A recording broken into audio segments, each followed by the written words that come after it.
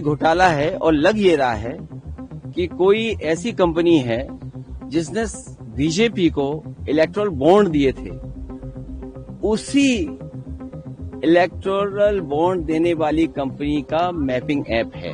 जब बांग्लादेश आएगा तो अमित शाह, बांग्लादेश से आएगा तो अमित शाह का फेलियर है ना, उसका व्यर्थता है, उसका फेलियर है, तो क्या करेगा बोलो। सुप्रीम कोर्ट ने मंगलवार को एक अहम फैसले में सभी राज्यों को निर्देश दिया है कि स्पेशल इंटेंसिव रिवीजन यानी एसआईआर के काम में लगे बूथ स्तर के अधिकारियों यानी बीएलओज को पूरी सुरक्षा दी जाए। कोर्ट ने साफ चेतावनी दी कि अगर किसी बीएलओ को धमकाया गया या उनके काम में बाधा डाली गई तो इसे कोर्ट बहुत गंभीरता से लेगा। यह आदेश पश्चिम बंगाल में बीएलओज पर धमकियों के आरोपों के बाद आया है, लेकिन कोर्ट ने इसे पूरे देश के लिए लागू कर दिया है। मुख्य न्यायाधीश सूर्यकांत और जस्टिस जयमाल्या बागची की बेंच ने कहा, यह सिर्फ बंगाल की बात नहीं बल्कि सभी राज्यों के लिए है। चुनाव आयोग के काम में असहयोग बर्दाश्त नहीं होगा। बीएलओज को पूरी सुरक्षा मिलनी चाहिए, वरना अराजकता फैल जाएगी। कोर्ट ने केंद्र सरकार और चुनाव आयोग से जवाब मांगा है। साथ ही चुनाव आयोग को सभी राज्यों में एसआईआर की स्थिति का जायजा लेने और जरूरत पड़ने पर कोर्ट में याचिका दायर करने को कहा गया है। अगर राज्य पुलिस या अधिकारी चुनाव आयोग को सहयोग ना दे तो चुनाव आयोग सीधे सुप्रीम कोर्ट से संपर्क कर सकता है। बेंच ने जोर देकर कहा, हम बीएलओज की रक्षा के लिए सख्त कदम उठाएंगे, उनकी सुरक्षा सुनिश्चित होनी चाहिए। हाल ही में कोर्ट ने केरल में एसआईआर फॉर्म जमा करने की डेडलाइन बढ़ाने का भी आदेश दिया है, जहां 97% से ज्यादा फॉर्म अपलोड हो चुके हैं, लेकिन बाकी के लिए 2 दिन का एक्सटेंशन मांगा गया था। अब एसआईआर को लेकर क्या है विवाद और ये है क्या, ये भी जान लीजिए।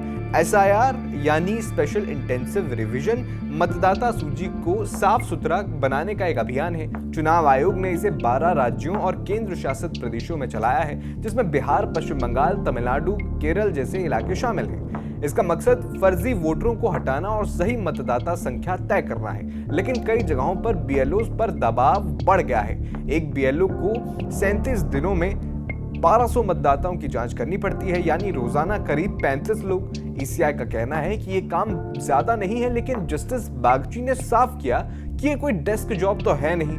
बीएलओज को घर घर जाकर फॉर्म चेक करने और अपलोड करने पड़ते हैं। इसमें शारीरिक थकान और तनाव होता है। अब विवाद तब बढ़ गया जब पश्चिम बंगाल में एनजीओ ने आरोप लगाया कि बीएलओज को धमकाया जा रहा है। कोर्ट ने इस पर सबूत मांगे। जस्टिस बागची ने कहा, केवल एक एफआईआर से साबित नहीं होता।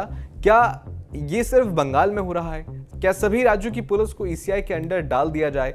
ईसीआई के वकील ने बताया कि तमिलनाडु और केरल में भी राज्य सरकारें एसआईआर का विरोध कर रही हैं, जिससे समस्या हो रही है। एसआईआर के दौरान बीएलओज पर काम का बोझ इतना बढ़ गया है कि कुछ मौतों के आरोप लगे हैं। कांग्रेस सांसद मनीष तिवारी ने संसद में जोरदार बहस छेड़ी। उन्होंने कहा कि चुनाव आयोग को एसआईआर करने का कानूनी अधिकार है ही नहीं। बीएलओज की मौतों की खबरें आ रही हैं, इसे तुरंत रोकना चाहिए। तिवारी ने सुझाया कि या तो सभी वीवीपैट स्लिप्स गिनी जाएं या पेपर बैलेट पर लौटा जाए। कोर्ट ने 4 दिसंबर के अपने पुराने आदेश का हवाला दिया, जिसमें कहा गया था कि तनावग्रस्त या बीमार बीएलओज को एसआईआर से हटाया जाए और उनकी जगह या उनके लिए दूसरी व्यवस्था की जाए। ईसीआई ने राजनीतिक दलों पर आरोप लगाया कि वे बीएलओज पर दबाव डालकर एसआईआर को बाधित कर रहे हैं। कोर्ट ने राज्य को चेतावनी दी कि बीएलओज को काम ना करने की इच्छा हो तो वो जिला निर्वाचन अधिकारी के पास आवेदन दें। अब आपको बता दें कि कई राज्य सरकारें एसआईआर के खिलाफ खड़ी हो गई हैं। इसमें पश्चिम बंगाल है, तमिलनाडु और केरल में सत्ताधारी दल इसे केंद्र के खिलाफ साजिश बता रहे हैं। ईसीआई